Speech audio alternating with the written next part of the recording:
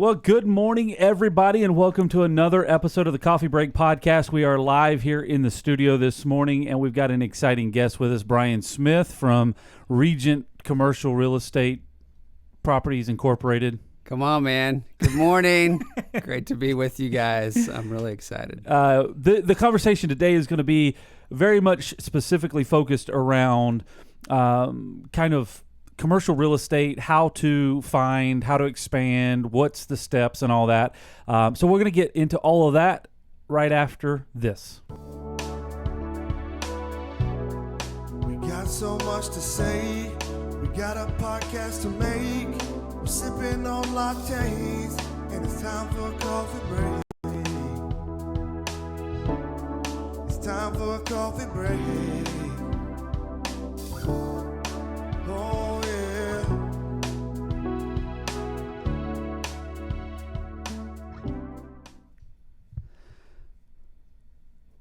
All right. Welcome back. Welcome. We all good? We're all good. Okay, cool. So you are a repeat guest. Last time you were on was October 2nd, 2018. Second time visitor. Pretty awesome. A regular around the office. Come on, but man. Yeah. So since you were last here, we've introduced a new segment on the podcast called Rapid Fire. Ooh. 5 randomly selected questions to kind of get to know you better. All right? There you go. Are you prepped? I'm ready. All right. This will be scored, by the way. Come on. All right. Here we go. Yep. If you had a boat, what would you name it? Mystery Machine. Okay. That's funny. All right. Number 2, if you had 1 extra hour in your day that you could do anything with, what would you choose? Spend time with my wife. Oh, that was nice. All right. Let's see. Here's another one. If you could create one holiday, what would you create? You know, it's funny because we've got Christmas, which is supposed to be the birth of Jesus. Yep. But Santa's really taken over. I think I'd get rid of Santa. Just get rid of Santa. Yeah, I would toss him Wow. completely. He'd be gone. Man, we're making major milestones this morning. All right. Number 4. Who was your childhood actor or actress crush? Childhood actor, actress crush. Probably the older girl on Full House. What was her name? Candace? Yeah. That's funny. Yeah. Yeah? Yeah. All right. I'll roll with that. that's a safe bet. All right. And then last one, number 5. If you could only listen to one song for the rest of your life, which song would you choose? You know, great question. I'm going to come up. I'm not a huge music guy. So I'm going to go with my new favorite right now is the Top Gun anthem with Top Gun 2 coming out next year. Okay. So I'm gonna roll Very with that. timely. So you're going to listen to that forever. I guess so. That's what top of mind. There you go. All right. So that's it. You've passed score of 362. Woo. So there you go. Congratulations. Out of 300, that's not bad. Yeah, exactly. Somebody was talking to me about that the other day. They were like, yeah, somebody made a better score than I did. And I said, I randomly make up those scores as we finish. So anyways, so thank you for coming by today. I reached out to you a couple of weeks ago and I said, hey, let's, we've recently gone through this process about commercial space planning and trying to acquire new space. And I feel like we started this process about the time that you were on the podcast in October of last year. And we just are really at the close of that right now. We just literally signed a lease a couple of weeks back now, I guess 3 or 4 weeks ago. So I wanted to kind of walk through that process and some of the questions that happened during that process for clarity, because I know there's other business owners, managers, leaders out there that are trying to figure out, hey, do we need more space? Do we need less space? How much space do we need? And what is the process of acquiring it? I'm on a couple of group calls for in the industry and outside the industry, and this was a topic recently. They were having to deal with landlord negotiations, and I said, well, do you have a commercial real estate broker? No. Do I need one of those? So there was a whole conversation there. So I know that it's a relevant topic, so I wanted to kind of dive into that, and I figured I feel like have learned a lot over the past year or so with this process, so it would be good to kind of unpack that and have that conversation today.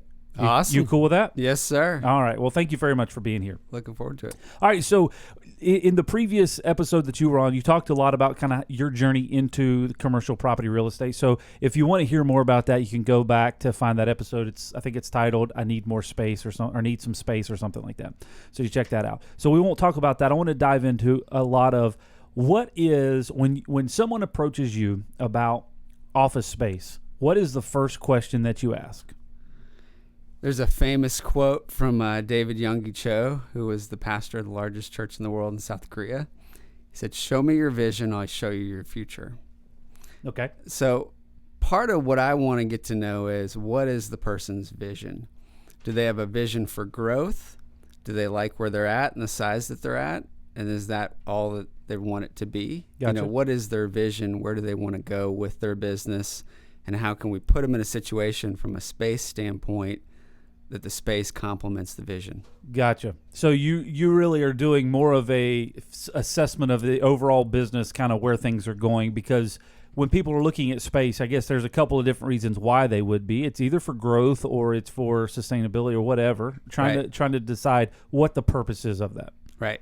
Somebody may come to me and say, "I really want to own. I don't want to lease, but I'm going to grow 1,000% in the next 6 months." Yeah. And I would tell that person that makes no sense at all. Sure. Because you need to be in a situation where your real estate can grow with your business. Okay. So yeah, it's definitely finding that balance. So if I'm hearing what you're saying is commercial space or office space, wherever your business is kind of living and breathing, is a direct correlation of the future of the organization growth, period. Exactly. In the sense that if you're static on your growth and hey, I'm going to be in this location, I'm going to be this size, and this is all that it's going to be for the next 30 years, and this is all I want it to be, well, it makes a lot more sense to own at that point. Yeah. Because rather than just pay rent and pay someone else's mortgage, own the real estate. But if you're in a static environment, or I guess a fluid environment where you want to grow and you want to expand, and you also want to preserve capital because it costs a lot to own. You've got to be able to put a down payment down. All of a sudden now you're the landlord, you don't have a landlord, so it's a whole different equation. Sure. So if you're in a rapid growth environment, oftentimes it makes more sense to lease.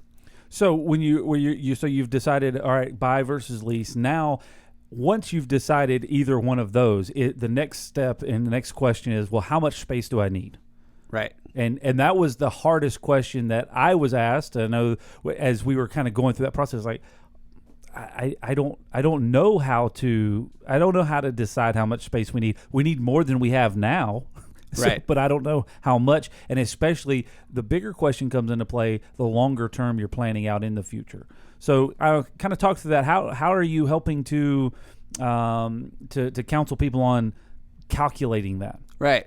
So let maybe just walk through our deal a little bit. Yeah, that'll be perfect. And kind of look at it. So part of it is you can do an analysis based on square footage, and we could look at. There's an organization called BOMA that has calculations that for every office employee you need approximately 119 square feet. Gotcha. Now that's not exact, but there is a number, and you can say, okay, we've got this many people today. We plan to hire this many people in the future, and this is our number. Now there's also an art to the science, and so part of it is where is the win-win in the negotiation with the landlord? Yeah. Because it's the best deals are the win-win deals, and in our situation, the landlord had an interesting scenario where the end cap of the building opened up, and he was able to say, look, I know you guys don't need this now, but rather than go with multi-tenant, risk and have, different tenants in the space, we'd rather lease the whole thing to you today and let you grow into it over time. So part of it is how much space do you need today? How much space will you need in the future?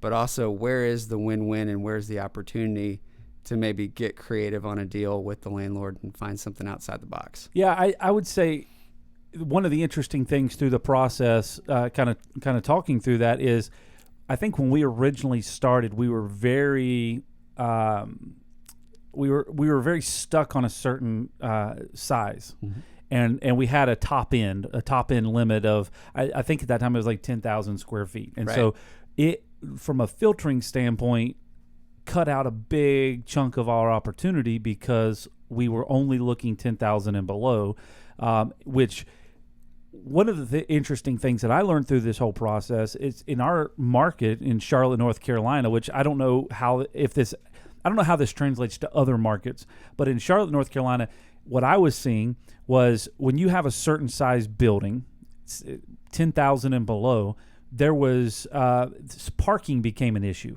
Mm-hmm. So there were only a certain number of parking spaces allotted for that building when you were in that space, and it was almost like you had to significantly increase the square footage of the building to get more parking spaces, and then as you went down, parking became less of an issue. So kind of talk through that. Like, I mean, that's part of the whole process as well. One, how many people are going to be coming into the office space, and how many automobiles do we need to account for? Yeah, kind of dovetailing on that comment too. There's also price brackets to where, let's say you're 2 to 10,000 square feet and you're in one price bracket, and then you move up in the 10 to 15,000 square foot range and you're in a different price bracket in the market. So oftentimes it could be that the bigger space may not be that much more expensive than a slightly smaller space because you're moving into a different product type, a different price bracket, and there could be economies of scale of even being bigger. Yeah. So with that said, how do you, when you're coaching people, when you're working through this process, how do you not get that view so big where you're looking at just hundreds and hundreds of results? Right. It becomes overly complicated because the old saying is confused people do nothing. So come on. how do you kind of go through that navigation process? So the hardest client to work with is the one that tells you, "Oh, I could go anywhere. Yeah. I could do anything. I'm just wide open." Yeah. Well, if everything's an option, nothing's an option. So you've got to kind of start to figure out what are the hot buttons, what do they really want and need, preferably location. Sure. Because once you get some geographic parameters, that really starts to narrow down options. But somebody that says, "Oh, I'm open to the whole market. I could go anywhere. I could do anything." Well, that person, it's going to be tough to get them to make a decision. Because, like you said, it's analysis paralysis with an option overload. So you look at the geographic location. All right, where do you need to be? Where do you want to be? Because that's the one thing you can't change. Yeah, it's not moving. Locationally, the space you can blow out walls, you can paint, you can even redo. You could tear the building down and rebuild it again. But locationally, it's not moving. Yeah, that's a good point. And then based off of that, obviously, you have to figure out what's relevant. Is it important to be near main roads? Does it matter? Can you be off the beaten path? All of those things. And that's based off of the business type, right? Right. So once you figure out location, then what you're saying is understanding the future of the company. Hey, they only need 5,000 square feet. That's all they'll ever need. That's just what's going to happen. Well, that makes it an easy choice. The growth, I would imagine the growth of a company or the unknown growth of a company is really what creates some variable and some confusion. Right. So tenants don't make decisions based on lease term in the sense that they've got to run and operate a business. They may be in a 5-year lease, but if they're out of space in year 2, that's going to force them to make a decision. Mm-hmm. Hopefully the landlord they're with can accommodate their growth. If not, they've got to start exploring options to sublease the space, to work out some kind of lease termination and buyout so that they can move out. There's a lot of different scenarios, but you don't want to be boxed in and with the mentality of, "Oh, well, I'm stuck in this lease." Yeah. You got to have flexibility to, the business drives the growth, not the lease. Okay, that's a very interesting topic. So the business drives the growth, not the lease. How important, or maybe that's a leading question, how is the impact of the landlord, choosing that landlord, going to play into that? Because I don't know, are all landlords flexible to work with people on lease, or do you have to be selective in that? I think the key thing is scale. Okay. In the sense that a landlord who is a bigger landlord in the market that has a good reputation, who has several million square feet, is going to be easier to work with on growth than the guy who owns one building. That's his retirement. and he's counting nickels and dimes and pennies, and that's all he's living on. Gotcha. And he doesn't have any scale, doesn't have anywhere to grow. So if you're a rapid growth business, taking on a local landlord who's only got one building is probably not the best case scenario compared to if you're working with a bigger institutional group who's got scale and who can accommodate your growth. So being selective or being intentional about your partnerships with your landlords are going to be very impactful as well. Right. It's something to consider. So with that said, so you start navigating, you all right, we know we want to be in this area. We look at all of the variables, and then we start almost crossing off people based off of, so let's just go in the scenario that you're leasing versus buying. Well, now we're crossing off the scenario based off of land. And I think this is one of the things that I learned from the process is having a broker that's what you do all the time. So you already have established relationships with brokers or understand the market establish relationships with the landlords, so you kind of understand who's going to be able to work with you or not. So one of the things I try to encourage business owners to think about is dollars per hour. Okay. What is the value of my time? Yeah. And it's a real simple calculation. You take what you make in a year, you divide it by a realistic number of hours that you work. Sometimes that can get inflated, and say, okay, this is my dollars per hour working in my business. Now, oftentimes commissions are paid for by a landlord, so there's no cost to have a broker helping you out. They're not going to cut you an extra discount if you don't. That's just going to go in their pocket. Yeah. And so if I can outsource this to a trusted partner and spend time working in my business, then I don't have to get in the real estate business and make that my part-time, full-time job. Because I do see business owners getting distracted by trying to be in the real estate business and represent themselves. Yeah. And I think the number one fallacy is I'm going to save money. Yeah. And if I do it on my own, I'm going to save some money. Well, two things. The landlord's not going to cut you any better deal. Yeah. And the second thing, you look at the dollars per hour of your time and how much time you end up spending on this, you're losing a lot of money.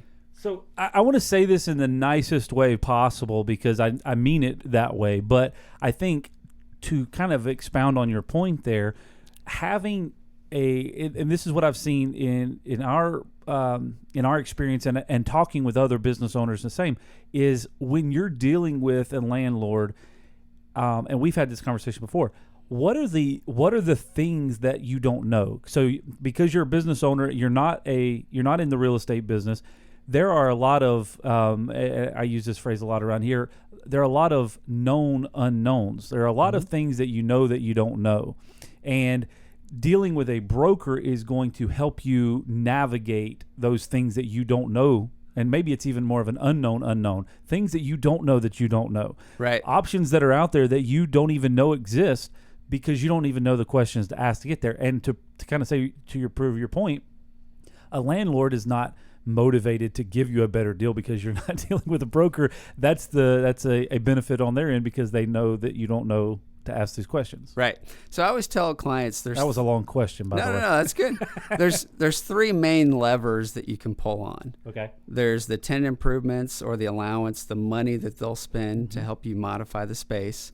There's any free rent, half rent, discounted rent that you can negotiate. And then there is kind of some intangibles in terms of personal guarantees. Does the landlord want you to personally guarantee it and pierce that corporate veil? There's HVAC. How is that handled? In this particular lease, it worked out favorably. The landlord handles the maintenance and repairs. But in most leases in buildings like this, you're totally responsible for the repair, for the replacement, for the entire unit. Yeah. And then you get into the nuances of lease verbiage and some other things. But to your point, there's the high-level negotiations on free rent, rental rate, tenant improvements, and then there's those things below the surface, like personal guarantees, CAM reconciliations, HVAC, and all the other unknowns. And so kind of talking down that path, when I know the first time however many, 10 years ago when we were first talking about our initial lease, we walked into a space that was already outfitted. There was no tenant improvement, and in our initial lease, that was not even a conversation because we walked into the space and it was like, yeah, this looks good. We can work in here, and we walked in and did what we needed to do. when we expanded the first time, which ironically, on Facebook, my Facebook memories this morning, I had a picture come up from August 2010, this date, August 13th, 2010, when we knocked a hole through the wall between our first and second space, which was roughly about a year and a month later after we signed our initial lease. Right. Anyway, with that said, that was the first time that the tenant improvement dollars came into a conversation, but it was still an unknown, right? It was like, well, what are you wanting to do in here? Well, we would like to paint the walls to match the other space. Okay. Like, that was the conversation. There was no conversation about how much was allotted. Right. Yeah, landlords oftentimes aren't going to show their cards, to your point. If you're not asking, you're not getting. And the value of working with somebody who that's all they do all day, every day, is they should have a pulse on the market, not only in the building that you're in, but the market as a whole. And what does the market say? Yeah. Because ultimately the market is what drives it. That makes sense. We were also advised, I think, on our first go-around of asking the HVAC question. Again, walking into a brand new scenario, we had no idea. Like, well, how old is that unit? How old is that unit, and why do we even care? You know? And then all of a sudden they go, well, you're fully responsible for any repairs. Oh, that could get expensive very quickly. And it was a simple ask of, can we put a max limit per year on repairs? Right. Cap it. Yeah, and that was an easy thing. But had you not known to ask that question, you'd be fully liable. Yeah, the unit goes out 6 months in, and now you're replacing the unit. Right. Is that something that a lot of people are dealing with? Is that something that...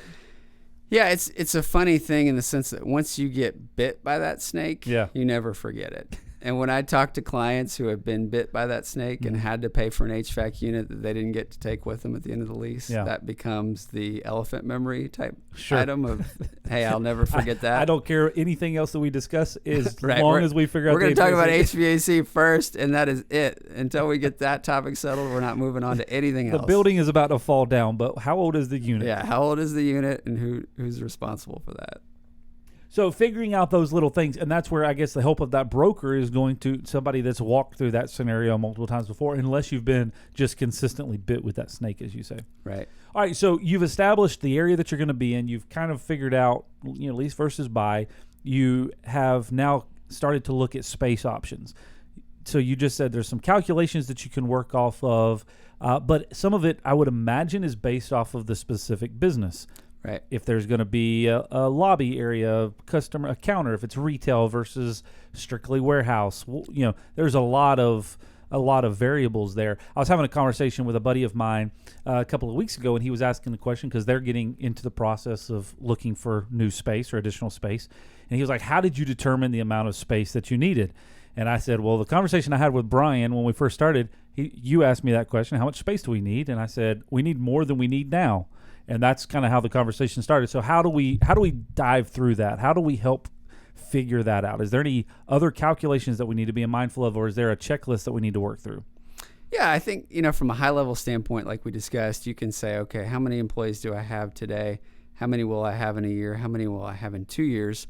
And then I think the intangible side is maybe where are there some opportunities to grow, some different business units, some different capacities within the company, and how can we get creative with the space that's available? And I kind of reiterate what I said earlier. It could be that you're in 1,000 square feet today. The next unit over is 3,000 square feet. Mm-hmm. So if you want to stay in place and expand, you've got to take all 3,000 square feet. Yep. There's not really much flexibility. So the question then becomes, can you work something creatively with the landlord that in the first year you pay on a third of it, the second year you pay on 2/3, the last year you pay on all of it? Yeah. Now that's easier in a tenant's market like we had in 2009, 10, 11, when landlords were just begging and pleading to keep people, than it is right now in an up economy. But it's also getting creative with what you have to work with. Yeah. So, and again, all of these things are, you don't know until you know. And so working with somebody that's got this experience. So In our specific case, one of the things that we, looking at a company overall, some of the things that we value is having a space for all of our team to meet, because that's a big part of what we do. Every Wednesday morning, we spend a lot of time as a team. We have a lot of continual huddles or meetings with certain people, and so we need to have versatile meeting space. We also need to have a lobby area for our customers to walk in. We need to have a break room area. We need to have a coffee shop. Those are some things that we value as an importance in our organization. We need to have inventory and warehouse area, and that was one of the things that we've been struggling with, because we didn't have enough to store all of the equipment and the materials that we're bringing in. So identifying, what do you need now, what are you going to need in the future, and how do we balance all that? Because I feel like in our experience, and every time that we've gone through this process, we've always taken on just enough or just a little more than we needed, without kind of the long foresight of where we're headed. Right. To your point, I mean, there's two ditches on either side. There's drowning in too much space and too much overhead. Yeah. And then there's not taking on enough. Mm-hmm. Because if you spend a lot of fixed costs to expand, but you didn't take enough, you could end up paying more on your next expansion, as opposed to if you'd just taken a little bit more that first go around, and moving expenses and other related costs would have been fixed, and you would have had the space rather than having to expand twice and disrupt your business. Yeah, because that's what you bring a very, very valid point there. Disrupting business during expansion or move is a very difficult, from our experience, a difficult calculable to come under, because we've talked about this. So what is the cost if you pack everything up and move to a new location versus expanding? Both of those cost you money. Right. And how do you calculate that? I guess that's a question, because it kind of goes back to our dollars per hour standpoint, in terms of, and I think most business owners think this way, what is the value of your team's time? Yeah. And how much disruption will that bring? How many actual tangible hours? But there's also the intangible distraction factor of, I think it'll only take 5 hours, but oftentimes there's scope creep. Yeah. Things take longer and cost more than you might think. I remember 5 or 6 years ago when we moved across the park. We stayed in the same business park for the last 10 years, but it's kind of a racetrack shape. And so we were on the other side of the racetrack, and we literally just moved across the parking lot, and we were expecting, we're just going to pack up and move over. And we did all of that over the course of about a week.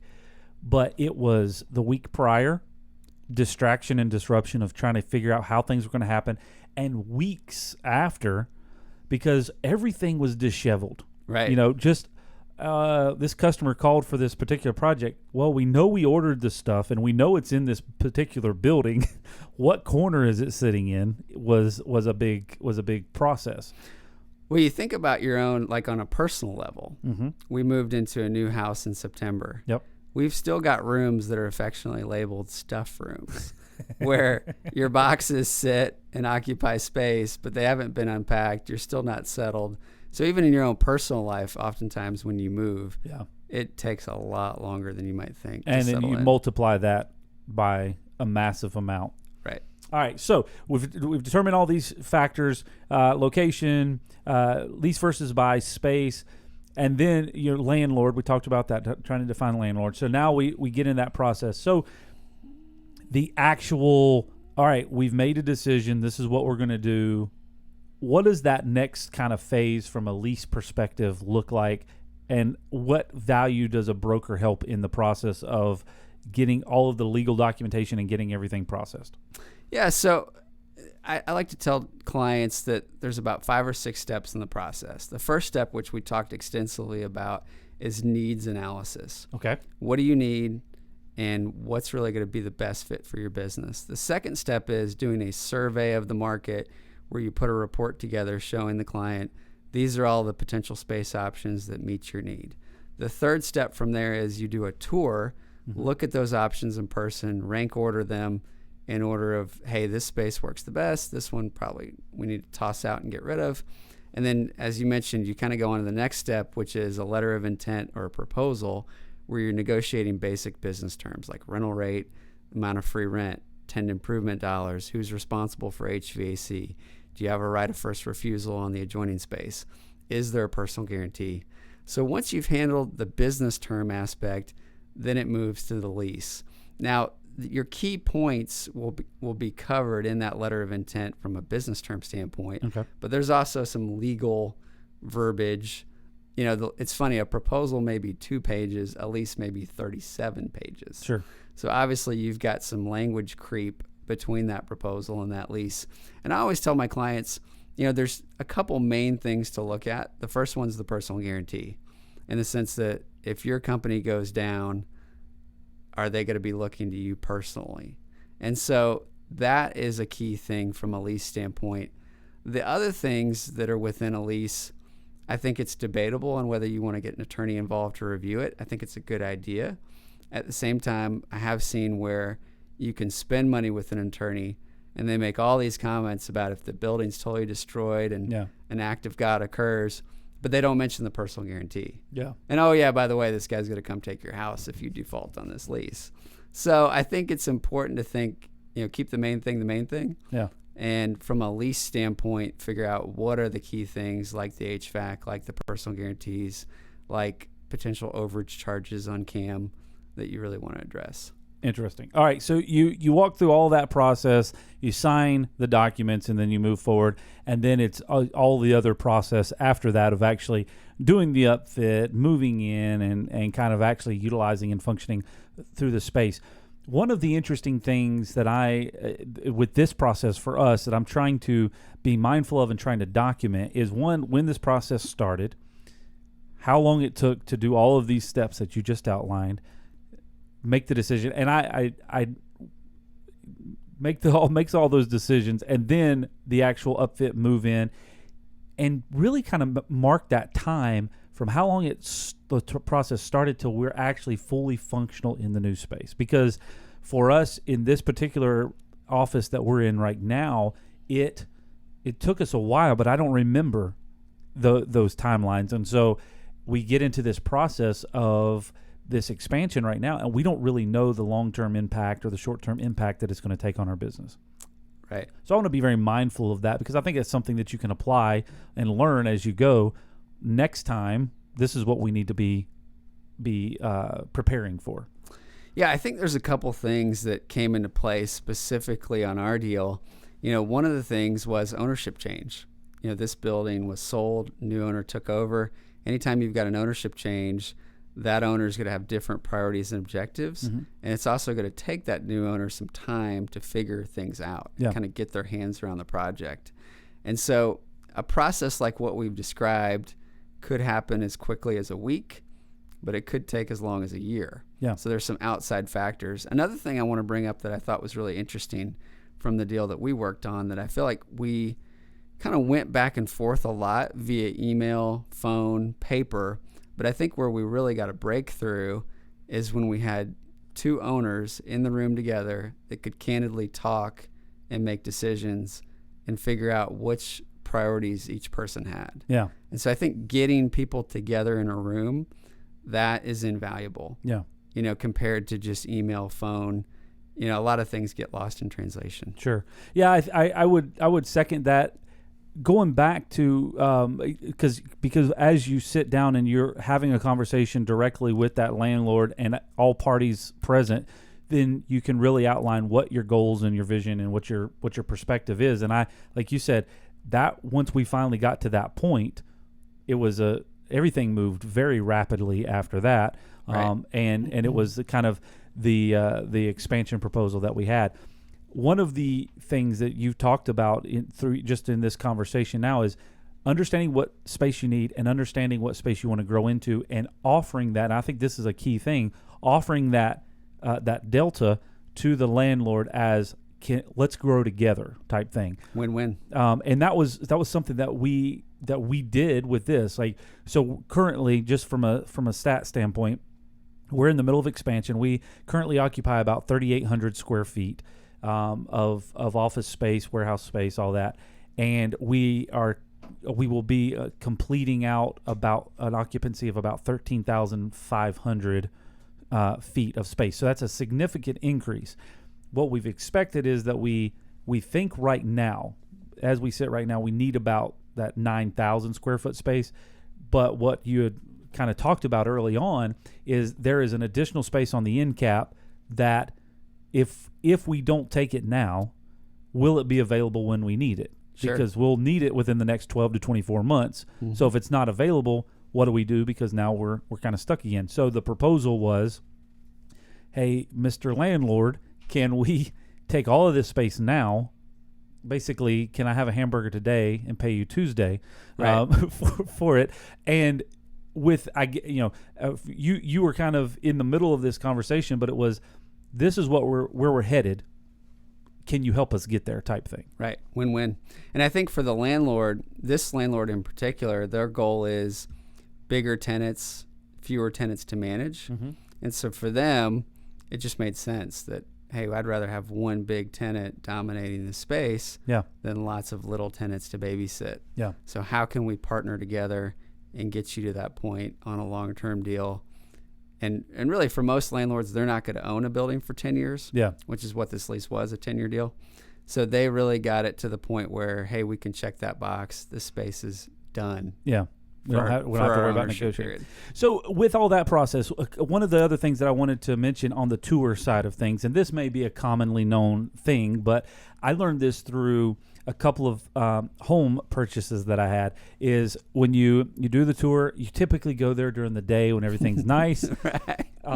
And I remember the first house that we purchased right when we were getting married, and we laid down in the bed the first night, and all of a sudden I heard a train go by. It's like, when did they install these train tracks? But it was never part of that process because you were never there at 10 o'clock at night when everything was dead quiet. With all those processes, the tour, when you typically tour these properties, it's at the middle of the day. Right. And so one of the practices that we implemented here was when we looked at any other properties that we were potentially moving to, I would intentionally drive there in the morning like I would be normally and go there in the afternoon and use that as a commute away to see what the traffic was like. Traffic is significantly different at 2 o'clock in the afternoon or 10 o'clock in the morning than it is between 8 and 5. And just understanding what that place looks like. Going there on the weekends. Are there random people wandering through the parking lot that aren't supposed to be there? Yeah. Like, a lot of that stuff is important to keep in mind when you're looking at space, just the same as you are when you're looking at a house. If you go drive through a neighborhood at odd times of the day or in the early morning or at night, you're going to get a different feeling for it than you do in the middle of the day whenever everybody's showing it to you. Absolutely. And I think to your point, traffic patterns are huge. Yeah. You know, and kind of the bigger the company, the more you want to map out, where do my employees live? You know, if we move, how much of a disruption is that? What kind of traffic commute patterns will change? There's some interesting studies on happiness, and length of commute and the longer it gets is very correlating to your work happiness satisfaction. And so if you lengthen somebody's commute by 30 or 45 minutes, you're risking retaining that person. Yeah. So it's all good factors to keep in mind as people are looking for space, because I know that's a thing right now. There's a lot of people growing. The economy is going up, so it's continuing to kind of navigate what's the next step for our space and expansion and growth of our organization. Absolutely. Cool. If they need to get in contact with you, what's the best way? So 2 things. Probably the website is probably the best way, okay. regentcre.com. And then my second thought on that is, I know you've got a lot of folks that are maybe out of state, out of the area. Yeah. So I'm here in Charlotte, but one thing that I could help those folks that are out of state, out of the area, is help them find a broker in their market to partner with and kind of be a matchmaker per se. Cool. So that's a service that I can offer as well. There you go. So check that website out. And Brian is he's been a great friend to our organization and helped us through a lot of this process as well. So that's all we've got for today. Thank you very much for taking time out of your schedule and sharing some insights on that. We're excited about our expansion and continued growth, and hopefully I guess if all things go well, we'll have this conversation again in a couple of years. Come on. Thank you. All right. Thank you very much for joining us today. For those of you that are watching or listening for the first time, we've got 50 plus episodes of this podcast out there with various topics like this: leadership, marketing, anything that is associated with business development and growth. We're trying to cover those topics for you. Be sure to subscribe if you haven't already to get the latest information, the latest episodes every Tuesday as we release them. And you can join us every Tuesday morning at 9 a.m. on Facebook, YouTube, Periscope, and our website at Loc-Doc.net/live to see the recording or the live recording of this podcast. So thank you very much for joining us today, and we'll see you next time here on the Coffee Break Podcast. To learn more about the topics discussed today and to connect with us online to hear all of the episodes available, visit Loc-Doc.net/podcast. We got so much to say. We got a podcast to make. We're sipping on lattes, and it's time for a coffee break. It's time for a coffee break. Oh, yeah. The Coffee Break Podcast is brought to you by Loc-Doc Security. We'd love to connect with you online on Facebook, Instagram, Twitter, YouTube, and LinkedIn. Just search LOCDOCINC.